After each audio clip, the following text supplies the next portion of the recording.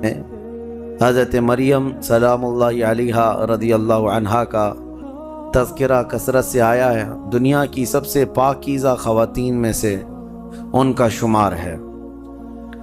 حضرت be be مریم کی ولادت کا واقعہ میں تیسرے پارے کی تفسیر میں سورہ آل عمران میں عرض کیا تھا کہ ان کے ماں باپ نے منت کی تھی، ان کے حضرت بی بی مریم کی ماں حنہ اور ان کے والد عمران، انہوں نے منت کی تھی کہ اگر بیٹا ہوگا تو بیت المقدس میں وقف کریں گے۔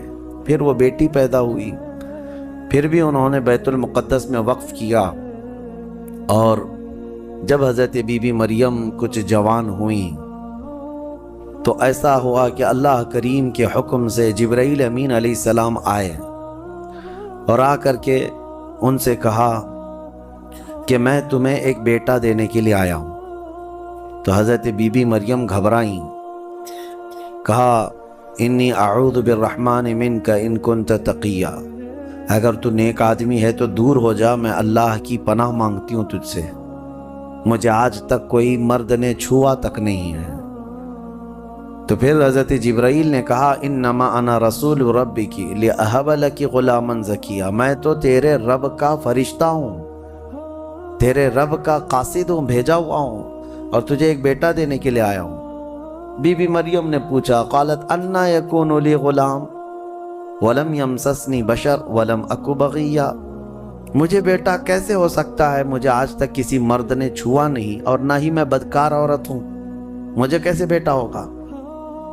قال کذالک، جبرائیل امین نے کہا ایسے ہی اللہ چاہتا ہے۔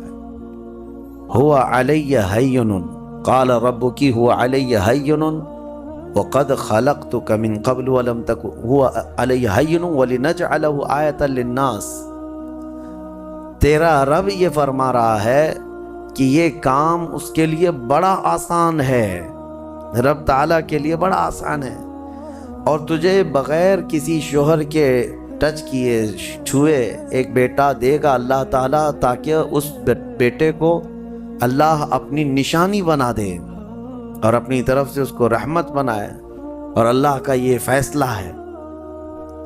یہ بات چیت ہو رہی کس کے درمیان؟ حضرت بی بی مریم اور حضرت جبرائیل علیہ السلام۔ جبرائیل علیہ السلام اللہ کے فرشتے ہیں، فرشتوں کے اندر یہ بات پہلے سے آپ کو یاد رہے، نہ وہ فرشتے مرد ہیں نہ عورت ہیں، نہ ان کے اندر انسانی فطرت کے تقاضے جو ہوتے ہیں، شہوتیں، وہ بالکل نہیں ہوتی۔ فرشتہ گناہ کرنا تو دور کی بات، گناہ کے متعلق سوچ بھی نہیں سکتا، اللہ نے وہ چیز ہی فرشتے کے اندر نہیں رکھی۔ فرشتوں کے اندر شہوت کا مادہ ہے ہی نہیں، خواہشات نفسانیہ بالکل نہیں، نفس ان کے اندر نہیں ہے۔ جبرائیل امین علیہ السلام جب ان کا اور حضرت بی بی مریم کا جو ایک کنورسیشن ہے، اس کو قرآن پاک میں بیان فرمایا رب تعالیٰ نے۔ اب اس کے بعد اچانک ہوا یہ، فَحَمَلَتْهُ فَانْتَبَذَتْ بِهِ مَكَانًا قَصِيًّا، اچانک بی بی مریم حضرت جبرائیل امین کے پھونک مارنے سے حاملہ ہو گئی۔ صرف انہوں نے پھونک مارا، کون؟ جبرائیل امین علیہ السلام، پھونک مارا تو وہ حضرت بی بی مریم کیا ہوئیں؟ حاملہ ہو گئی۔ اور جیسی وہ حاملہ ہوئیں تو ان کو خوف ہوا کہ اب قوم کیا کہے گی، تو وہ ایک آبادی سے بہت دور چلی گئیں جہاں کوئی نہ دیکھتا ہو، اور وہ ایک گھنی باغیچے کے جو کھجوروں کے درخت وہاں پر تھے، اس باغیچے میں چلی گئیں۔ یہ ایسا نہیں ہے کہ یہ حمل 9 مہینے کا تھا، بلکہ یوں حمل ہوا اور پھر بچے کی ولادت بھی، زیادہ دن تک کا یہ حمل نہیں تھا۔ بہرحال جب حضرت بی بی مریم بچے کی ولادت کے آثار نظر آنے لگ گئے، قریب ایک باغیچے میں گئیں، وہاں کا تذکرہ بھی رب تعالیٰ فرماتا ہے فَأَجَاءَهَا الْمَخَاضُ إِلَى جِذْعِ النَّخْلَةِ، ایک کھجور کے درخت کی جڑ کو پکڑ کر کے وہ بیٹھی رہیں، اور پھر اس کے نیچے سے وہاں سے آواز دینے لگی اپنے رب کو کہ مولا میری حفاظت فرما۔ اور درد ایسا ہوتا ہے ولادت کے وقت کا، اس وقت کے الفاظ حضرت بی بی مریم کے قرآن فرما رہا ہے، وہ کہہ رہی تھی کنت نسیا منسیا، یہ درد سے پہلے میں مر گئی ہوتی، بھلا دی گئی ہوتی، کاش میں ان تمام چیزوں میں نہ ہوتی، عورت جو ہے اس درد کے وقت بہت ہی زیادہ فرسٹریٹ ہوتی ہے، بہت تکلیف دہ ہوتی ہے، تکلیف زدہ ہوتی ہے، اس قدر کہ موت کے وقت ہونے والی تکلیف سے تھوڑی سی کم تکلیف بچے کی ولادت کے وقت ہوتی ہے۔ ایک عورت کو یہ آسان چیز نہیں ہے، اس کی تقریباً 40 کے قریب ہڈیوں سے تو روح نکل چکی ہوتی ہے۔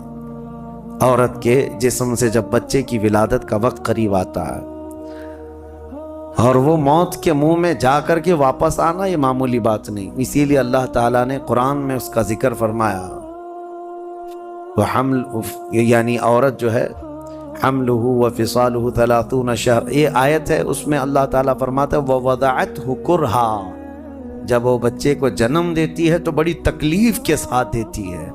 حضرت بی بی مریم کا بھی جب وہ وقت آیا تو وہ درخت کی جڑ کو پکڑ کر کے آواز دینے لگی، کاش میں اس درد سے پہلے ختم ہو چکی ہوتی، بھلا دی گئی ہوتی۔ تو رب تعالیٰ کی طرف سے آواز آئی، اللہ تحزنی وقد جعل ربکی سریا، گھبرا مت اے مریم، تیرا رب تیرے لیے آسانیاں پیدا فرمائے گا، آسانیاں پیدا فرمائے گا۔ اس درخت کو ہلاؤ، پکی کھجوریں گریں گی تم پر۔ حضرت اللہ کی طرف سے حضرت بی بی مریم کو جو پیغامات آ رہے تھے یہ کیا تھے؟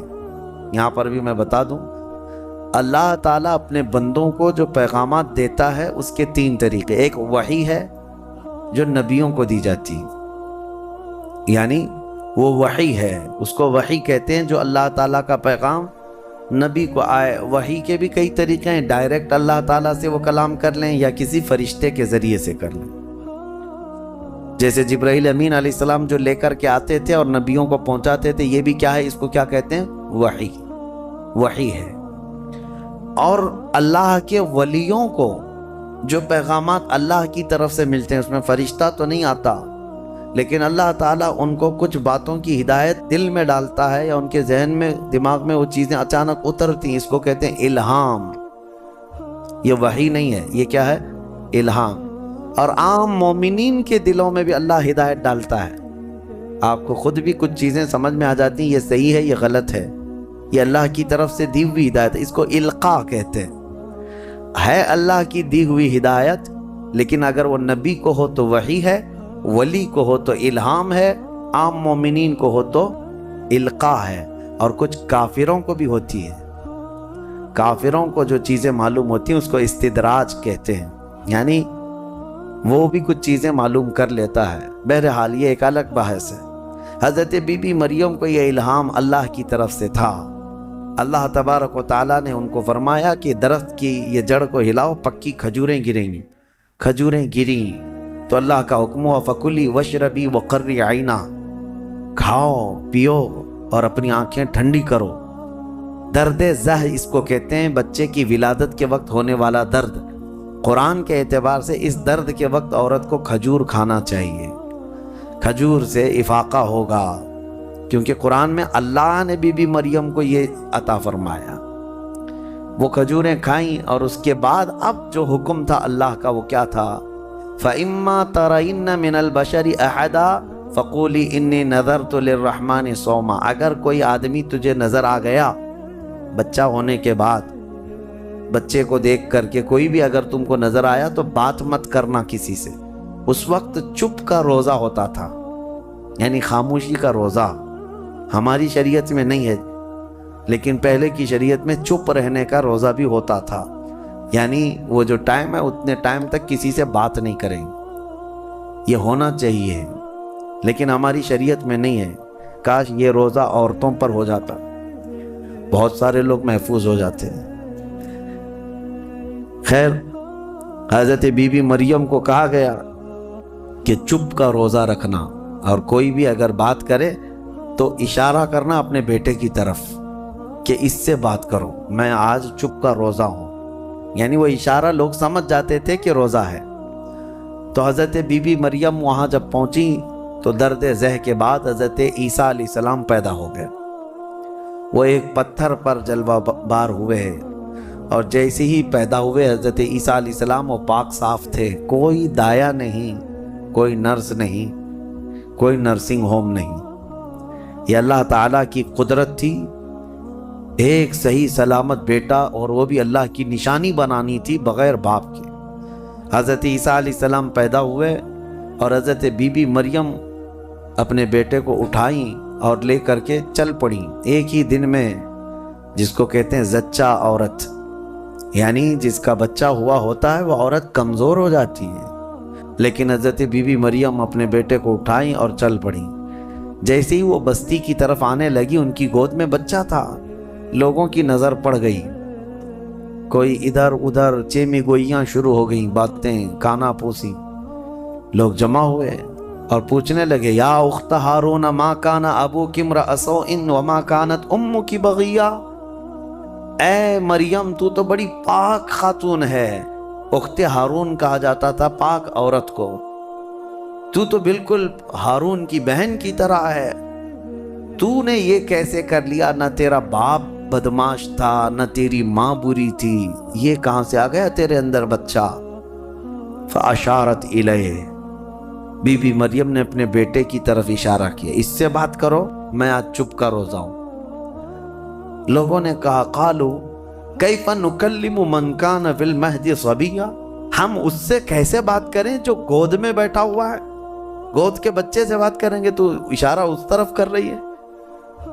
تو لوگ ابھی یہ بات چیت کر ہی رہے تھے، گود میں سے ہی حضرت عیسیٰ علیہ السلام بول پڑے، قال انی عبد اللہ آتانی الکتاب وجعلنی نبیا وجعلنی مبارکا اینما کنت واوصانی بالصلاة والزکاة ما دمت حیا وبرا بوالدتی ولم یجعلنی جبارا شقیا والسلام علی یوم ولدت ویوم اموت ویوم ابعث حیا۔ یہاں تک کا کلمہ عیسیٰ علیہ السلام نے گود میں ہی کیا۔ کیا کہتے ہیں؟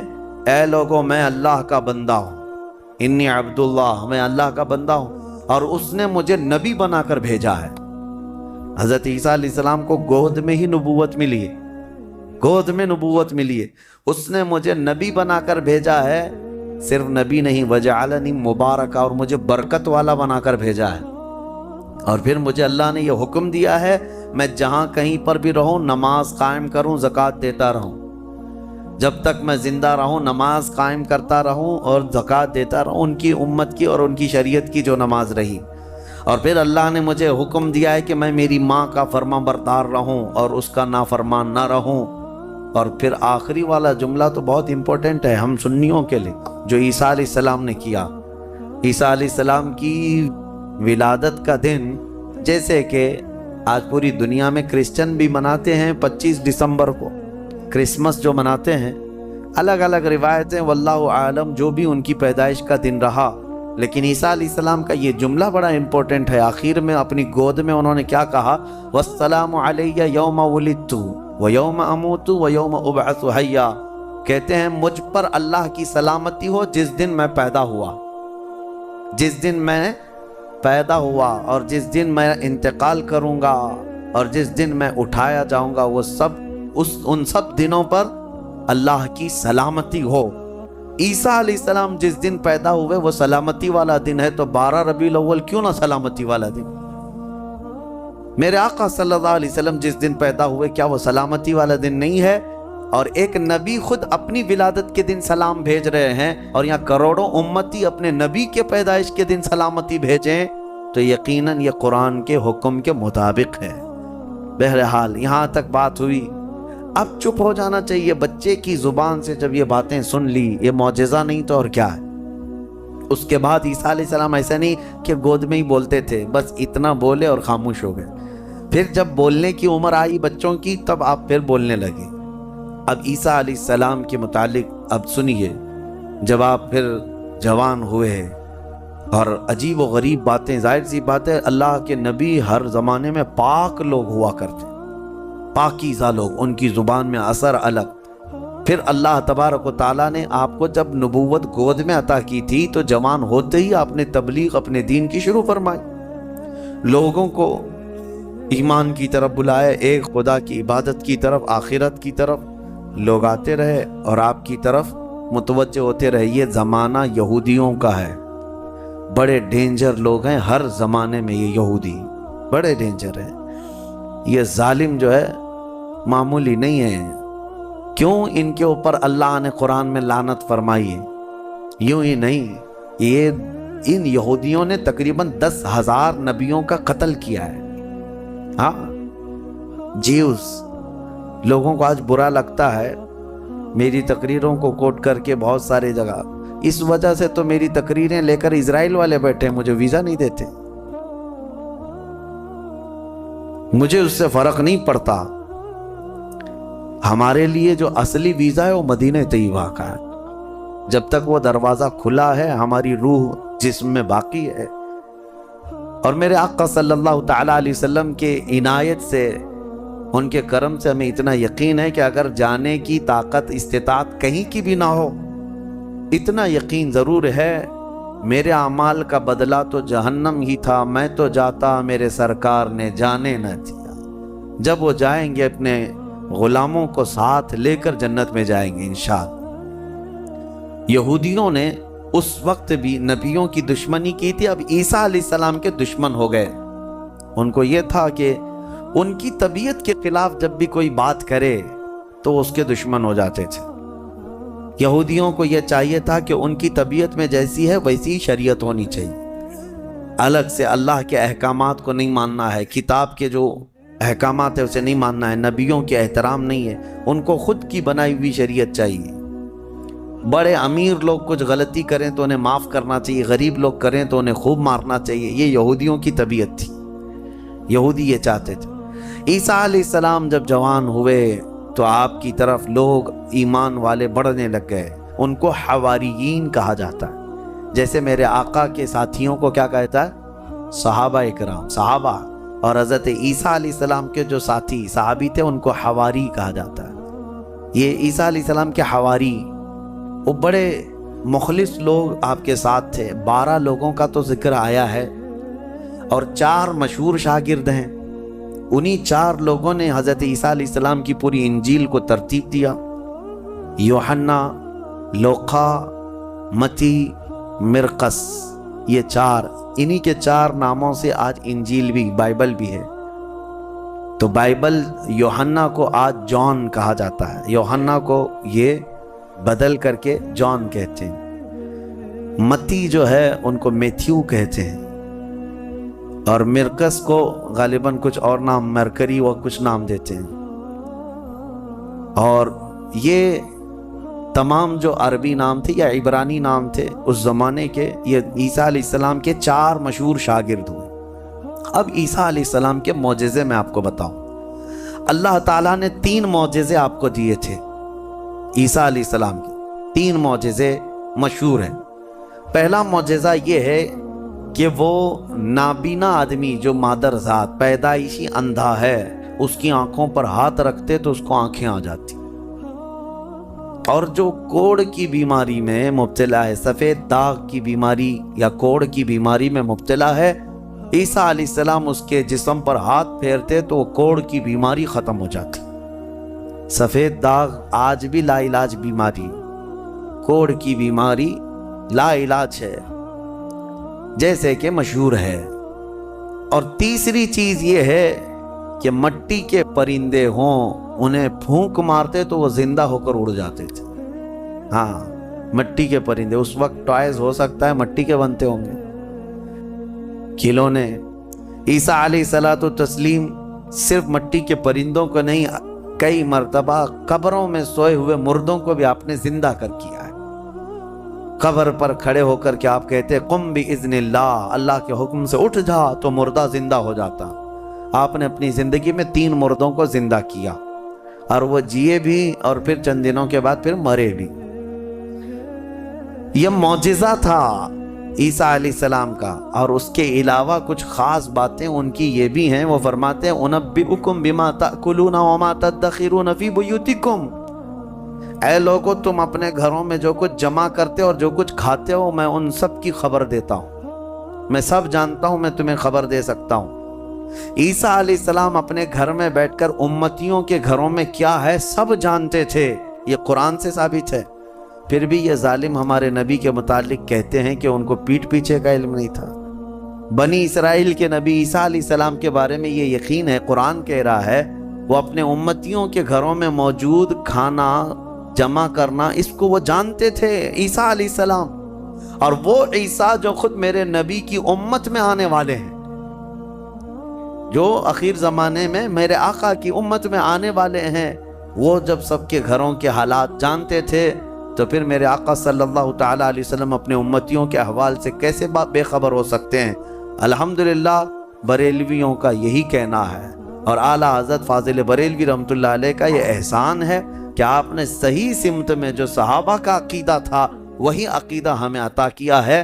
ہم یہاں سے پکاریں وہ وہاں سے سنیں۔ مصطفیٰ کی سماعت پہ لاکھوں سلام، اور کوئی غیب کیا تم سے نہاں ہو بھلا، جب نہ خدا ہی چھپا تم پہ کروڑوں درود۔ حضور پاک صلی اللہ تعالیٰ علیہ وسلم کی نظروں میں اللہ نے سب چیزوں کو عیاں کر دیا۔ اب اس کے بعد ہوا کیا؟ یہ یہودی ظالم عیسیٰ علیہ السلام کے دشمن ہو گئے، کیونکہ آپ کا دین پھیلتا جا رہا تھا، عیسائی بڑھتے جا رہے تھے۔ عیسائیوں کی جب تعداد بڑھ گئی تو یہودیوں کو خطرہ ہونے لگ گیا کہ یہ اب پوری کی پوری حکومت ان کے ہاتھ میں چلی جائے گی جو برسوں سے ہم لے کر چل رہے ہیں۔ تو انہوں نے حضرت عیسیٰ علیہ السلام کو مارنے کا پلان بنایا، جیسے پہلے نبیوں کو مارتے تھے پھر انہوں نے مارنے۔ آج آپ کو یہ لگ رہا ہوگا کہ عیسائی اور یہودی مل چکے ہیں، یہ جھوٹی ملاقاتیں ہیں ان کی، یہ صرف اور صرف اسلام کی دشمنی میں دونوں اپنی جنگوں کو ٹھنڈی رکھے ہیں، ورنہ ہر زمانے میں سب سے زیادہ خطرناک لڑائیاں عیسائیوں کی اور یہودیوں کی ہوئی۔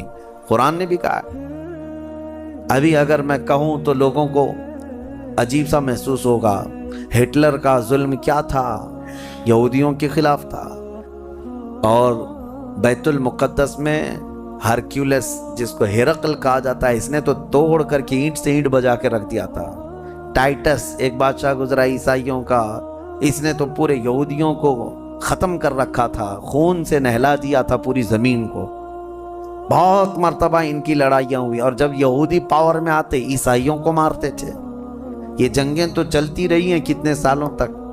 وجہ بھی ہے جنگوں کی کہ انہوں نے شروع کیا، یہودیوں نے عیسائیوں کو برباد کرنے کے لیے انہوں نے پہلے کیا کیا، ان میں گھس کر کے ان کے عقیدے کو چینج کیا۔ پہلے عیسائی ایمان والے تھے، عیسیٰ علیہ السلام پر ایمان رکھتے اور عیسیٰ علیہ السلام کو اللہ کا بیٹا نہیں اللہ کا رسول مانتے تھے، اللہ کے رسول ہیں وہ۔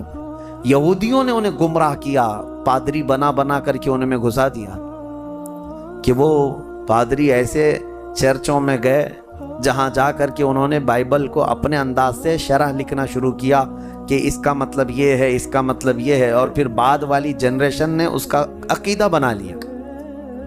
یہ یہودی اسی طرح سے ہماری امت میں بھی گھس گھس کر کے فرقے بنا ہے، ان کا کام یہ ہے ہر زمانے میں۔ اور یہ میں ہوا میں نہیں بول رہا ہوں، باضابطہ انہوں نے یہ سب کام کر کے کتابیں بھی لکھی ہیں کہ ہم نے یہ کیا ہے، اعتراف کیا ہے۔ مارکیٹ میں آج کتابیں ملتی ہیں، یہ جو کرتے ہیں اور اس کے بعد اعترافی کتاب بھی لکھتے ہیں کہ ہم نے یہ کام کیے ہیں۔ بہرحال عیسیٰ علیہ السلام کو قتل کرنے کا منصوبہ بنایا اور ان کے گھر کے اطراف جمع ہو گئے۔ عیسیٰ علیہ السلام کو اللہ تعالیٰ نے وحی کے ذریعے بتا دیا کہ تمہارے دشمن تمہارے قتل کے در پہ ہیں۔ عیسیٰ علیہ السلام اپنے حواریین سے رات میں ملاقات کرتے ہیں، ان کو دین کے ساری باتیں پیش کرتے ہیں، اور جو انجیل تھی جس کو یہ بائبل کہتے ہیں وہ سب اپنے شاگردوں میں تقسیم کر دیا، اور سب کو الگ الگ جگہ جانے کا حکم دیا کہ تم فلاں جگہ چلے جاؤ، تم فلاں جگہ چلے جاؤ، تم فلاں جگہ چلے جاؤ۔ اور پھر سب کو یہ اپنی آخری وصیت میں کہا میں اللہ کے حضور جا رہا ہوں۔ یہ ان کے آخری پیغامات تھے اپنے شاگردوں کو، اپنے صحابہ کو، اپنے حواریین کو کہا۔ ان کے حواریین سب چلے گئے، عیسیٰ علیہ السلام اکیلے تھے گھر میں۔ اب یہودیوں نے ان کے گھر کا گھیراؤ کر لیا۔ یہ قرآن سے جو بات ثابت ہے وہ میں بتا رہا ہوں، یہ آج تک عیسائیوں کو بھی ان کی کتابوں میں نہیں ملی بات، ان کو اس چیز کا علم نہیں ہے، لیکن قرآن میں ہے۔ کیونکہ عیسیٰ علیہ السلام گھر میں تھے، اس کے بعد عیسائیوں کو کہاں سے پتہ چلے گا کیا ہوا تھا؟ عیسیٰ علیہ السلام کے جو حواریین تھے وہ بھی دور چلے گئے تھے، گھر میں کیا ہوا کسی کو نہیں معلوم۔ ہوا یہ کہ یہودی قتل کرنے کے لیے آئے اور اپنے ایک بندے کو، اپنے ایک قاصد کو گھر میں بھیجا، جاؤ دیکھو عیسیٰ ہیں کہ نہیں۔ وہ اندر آیا دیکھنے کے لیے، عیسیٰ علیہ السلام تلاوت میں مشغول تھے۔ اسی وقت قرآن میں اللہ فرماتا ہے ہم نے عیسیٰ علیہ السلام کو اللہ نے آسمانوں پر اٹھا لیا۔ عیسیٰ علیہ السلام کو آسمانوں پر اٹھا لیا گیا، اور جو اندر آیا تھا اس کو عیسیٰ علیہ السلام کی شکل دے دیا اللہ نے، اور وہ بھی پوری شکل نہیں، آدھی شکل، اوپر سے وہ عیسیٰ علیہ السلام کی شباہت کا دکھتا تھا۔ وہ اندر ڈھونڈ ہی رہا ہے، بہت لمبا ٹائم ہو گیا۔ یہودیوں نے دیکھا ہمارا بندہ اندر گیا، ابھی تک آیا نہیں۔ بہت دیر انتظار کرنے کے بعد جب وہ نہیں آیا باہر، تو سارے یہودی تلوار سوتے خود ہی گھس گئے اندر، گھر کے اندر، اور جا کر کے دیکھا تو یہ شخص کھڑا تھا، عیسیٰ علیہ السلام کی شکل تھا۔ پکڑ کر کے لائے اسی کو کہ عیسیٰ مل گیا، عیسیٰ مل گیا۔ وہ جوش میں تھے، لا کر کے سولی پر چڑھا دیا اپنے ہی بندے کو، اس کو سولی پر، سلیب پر چڑھا دیا اور قتل کر دیا۔ وہ پھانسی پر بیچارہ چڑھ گیا۔ اس کے بعد ان کی دماغ میں یہ بات آئی، اب کھوپڑی کھلی کہ ہمارا بندہ کہاں گیا، جس کو ہم نے گھر میں چیک کرنے کے لیے بھیجا تھا وہ کہاں گیا۔ تو بعض لوگوں نے پیر یعنی ناف سے لے کے نیچے تک کا حصہ دیکھ کر کے کہا یہ تو ہمارا بندہ دکھتا ہے، ہمارا آدمی دکھتا ہے جس کو ہم نے اندر بھیجا تھا، اس لیے کہ اس کے نیچے کا حصہ جو ہے ہمارا وہ جو شخص تھا اس سے ملتا جلتا ہے۔ تو پھر وہ کہنے لگے یہ اگر ہمارا یہ آدمی ہے تو پھر عیسیٰ کہاں گئے، وہ کہاں ہے، گھر کے اندر سے کہاں چلے گئے، ہم نے تو گھر کا گھیراؤ کیا تھا۔ وہ اسی شک میں پاگل ہوتے رہے بیچارے، یہ اگر عیسیٰ ہے تو ہمارا شخص کہاں ہے، اگر یہ ہمارا شخص ہے تو عیسیٰ کہاں ہے، اور زبردستی کسی کو پھانسی دے دیا، پھانسی پر چڑھایا اور اعلان بھی کر دیا سب کو کہ ہم نے عیسیٰ علیہ السلام کو پھانسی دے دیا۔ بیچارے یہ عیسائی نادان لوگ یہودیوں کی بات پر مان بھی گئے کہ ہاں ہمارے عیسیٰ جو ہے صلیب پر چڑھ گئے، صلیب پر چڑھ گئے، حالانکہ عیسیٰ علیہ السلام صلیب پر نہیں چڑھے۔ ہمارا عقیدہ یہ ہے کہ عیسیٰ علیہ السلام زندہ ہیں اور ان کو آسمانوں پر اٹھایا گیا ہے اور وہ آئیں گے واپس۔ اب یہاں بات یہ ہے کہ عیسائی سارے بھی جو ہے صلیب کے قائل نہیں تھے، یہ تو بہت زمانے کے بعد یہ سب آیا، یہ جو صلیب کا جو نشان ہے، پلس کا جو نشان ہے، یہ نشان جو ہے بہت دنوں کے بعد ان کا آیا اور اس پر پھر وہ لٹکا بھی دیتے ہیں۔ عیسائیوں میں بھی الگ الگ فرقے ہوئے، آرتھوڈکس ہے، کیتھولک ہے، اور پھر کئی فرقے ایسے ہیں جن میں پرانے زمانے کے عقائد پر وہ لوگ قائم رہے کہ اللہ کی وہ نبی ہیں، بیٹا نہیں ہے۔ بہرحال ان میں فرقے پیدا کرنے والے یہودی ہیں۔ اب میں یہاں پر ایک بات کہہ کر اپنی گفتگو کو سمیٹتا ہوں کہ یہ واقعہ ہو کر 550 سال گزر گئے تھے، عیسائی یہودی لڑتے تھے، مرتے تھے۔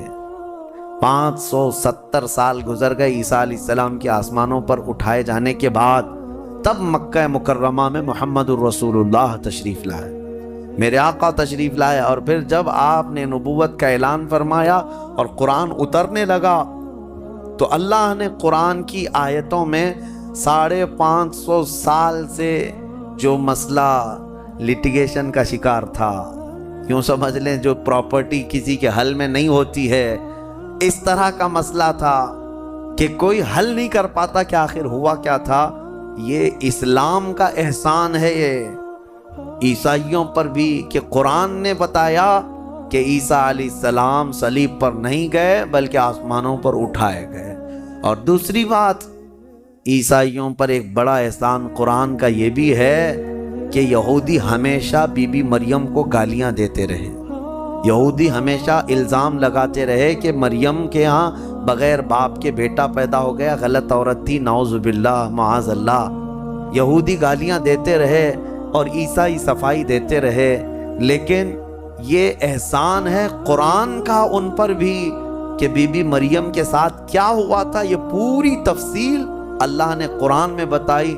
عیسائیوں کو تو یہ چاہیے کہ قرآن کا احسان ہمیشہ ماننا چاہیے، بی بی مریم کی طہارت قرآن نے بتائی ہے۔ بہرحال لوگوں کو ایسا لگتا ہوگا کہ ہم ایک دوسرے کے دھرم کے خلاف ہوتے ہیں، آپ یہاں آ کر کے دیکھیں क्रिश्चियनिटी के अंदर जो कुछ भी आज तब्दीली है हम उसके कायल नहीं हैं, लेकिन ईसा अलैहिस्सलाम और हज़रत बीबी मरियम के लिए हम अपनी गर्दनें हमेशा उसी तरह एहतराम में झुकाते हैं, क्योंकि मेरे नबी ने फरमाया कि वो अल्लाह के नबी थे। अब एक और बड़ा इनका जो गुमराही का अकीदा हुआ, क्या? वो ट्राइनिटी का अकीदा, तस्लीस जिसको कहते हैं, तीन खुदा मानना। कहते हैं है एक ही लेकिन तीन हिस्से। यही तो हिंदू भी करते हैं, है एक ही है बाकी अवतार हैं सब। इसी तरह ईसाइयों में शिर्क आ गया। कैसे? वो कहते हैं एक खुदा है, उसको फादर कहते हैं, गॉड फादर, वो फादर है, और बेटा सन है, यानी ईसा अलैहिस्सलाम को सन कहते हैं। और फिर बीबी मरियम मैरी है। एक फिरका ये कहता है कि तीन हैं, एक फादर है, एक सन है और एक मैरी है, ये तीन है। और एक फिरका है तीन खुदा मानता है, उसमें एक हज़रत अल्लाह को, दूसरे ईसा को और तीसरे जिब्राइल अमीन को, रूहुल कुद्स को, ये भी खुदा। अब इनसे कई मर्तबा बहसें भी हुई, बातें भी हुई, तब ये यही कहते हैं है तो एक ही, उसी का ये हिस्सा है। और आज हमने कुरान में तिलावत की है, सूरह मरियम के आखिर में अल्लाह ने फरमाया वमा यंबगी लिर्रहमानि अन यत्तखिज़ वलदा, अल्लाह को ये ज़ेब नहीं देता कि वो किसी को बेटा बनाए, किसी को बेटा बनाए। अब मैं आपको मंतिक के एतबार से भी अगर बताऊं, बेटा जो होता है वो बाप का वारिस होता है, बाप का वारिस होता है। अगर अल्लाह पूरी ज़मीनों आसमानों सबका मालिक है तो फिर बेटे को भी विरासत में वही चीज़ें मिलनी चाहिए, और बेटा भी बराबर का है, तो खुदा का तस्वुर कहाँ रहा? खुदा का तस्वुर कहाँ रहा? खुदा वो है जिसके साथ हम किसी को शरीक नहीं मानते। और फिर ये भी है कि अगर अल्लाह को बेटा बनाना होता तो अपने हबीब को बेटा बनाता, लेकिन अल्लाह ताला इससे पाक है, मुनज़्ज़ह है। लम यलिद वलम यूलद, हमारा अकीदा ये है, ना वो किसी से पैदा हुआ ना उससे कोई पैदा होगा। उन्हें इस अकीदे से बाज आना चाहिए। लेकिन एक खुशखबरी है, एक खुशखबरी है कि दुनिया में जितने ईसाई हैं, क्रिश्चियन हैं, ये चाहे माने ना माने, ईसा अलैहिस्सलाम जब दुनिया में आएंगे तो रिवायात में ये मिलता है कि वो सब के सब फिर ईमान लाएंगे इंशाअल्लाह। और फिर हर परचम जो घर से लहराएगा, जवाब में हर जगह घर से यही आवाज़ आएगी, लब्बैक या व आखिर